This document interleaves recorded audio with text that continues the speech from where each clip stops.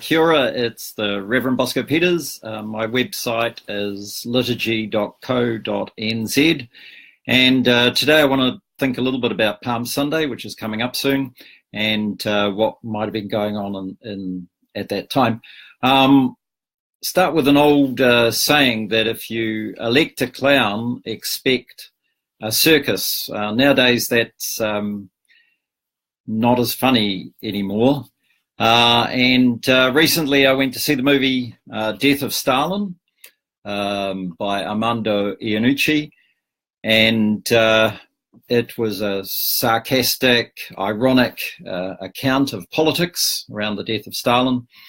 And Armando Iannucci said that he wouldn't be able to continue making movies like this, ironic, sarcastic movies around politics, because politics, the reality of politics nowadays, has jumped the shark.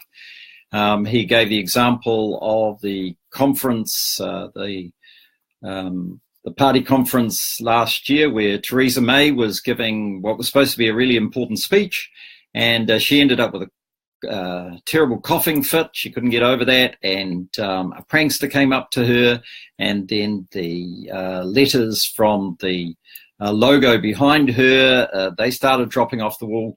And if he said, Armando said that if he'd written that sort of thing into a movie, then it would have previously seemed so unbelievable that they wouldn't have incorporated it. So that's the context, that's the framework, really. The type of humour that I grew up with, Monty Python, the Goons, that kind of thing. Sarcasm and irony, that is what Jesus is bringing to this experience that we're thinking about on Palm Sunday. So the context of Palm Sunday is this: he's coming in, as you know, from the east of Jerusalem, coming over the Mount of Olives and looking out over Jerusalem from the east. And he knew that something was happening at the same time, similar time, from the west. What was happening on the west was that normally there were about 500 Roman soldiers that could hold Jerusalem and keep it safe. And Pontius Pilate, as you probably know, normally had his headquarters up on the coast at Caesarea. But when there was major events happening in Jerusalem, he would march on Jerusalem just to show the might of Rome.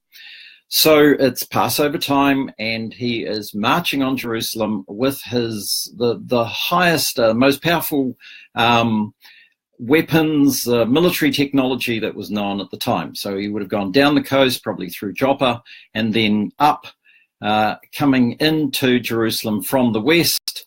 He'd be on horseback. There'd be the Roman eagle. There'd be all the iron and metal and all the military might that they could muster. Others on horseback, and then, of course, foot soldiers pushing people away, so that there was no doubt what was happening. Here is the might of Rome taking control of Jerusalem. Jerusalem was normally guarded by those Roman soldiers, but they had help from thousands, the records seem to show, of temple guards. There is an account of 8,500 temple guards dying in an uprising. Now, the numbers may be exaggerated, but the number of guards was certainly vast.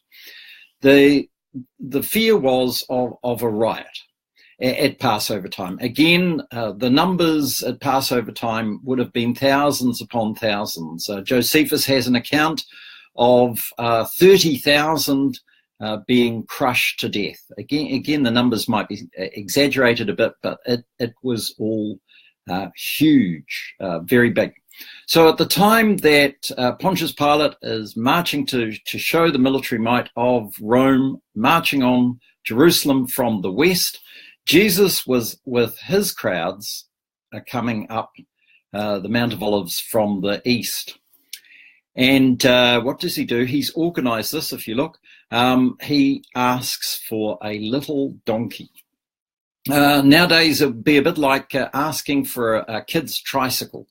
So he's on this kid's bike, and he's making a mockery of what Pontius Pilate is doing on the west side of Jerusalem. It's a political cartoon. It's a spoof. It's a parody of what Pontius Pilate and the Roman power were doing from the west.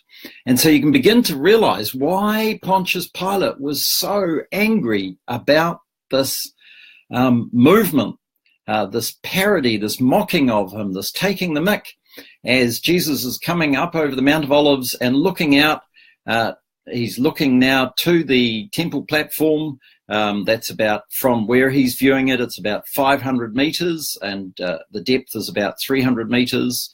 I think that it's about 36 acres. Meters are yards for those of you watching from imperial using places. So this platform he's looking at, and between the Mount of Olives and the temple platform, you've got that valley, and that would have been full of tents and people camping right up into the north, thousands upon thousands. These are the poor.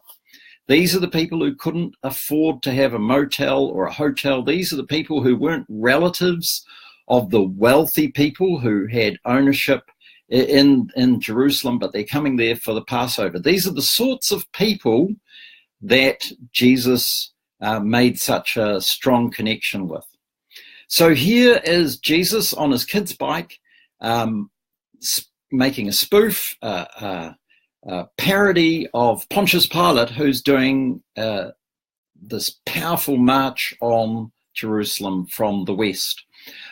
This year, April Fool's Day falls on Easter Day, and many of you know how much I love April Fools. Others of you will know how much I love Easter Day.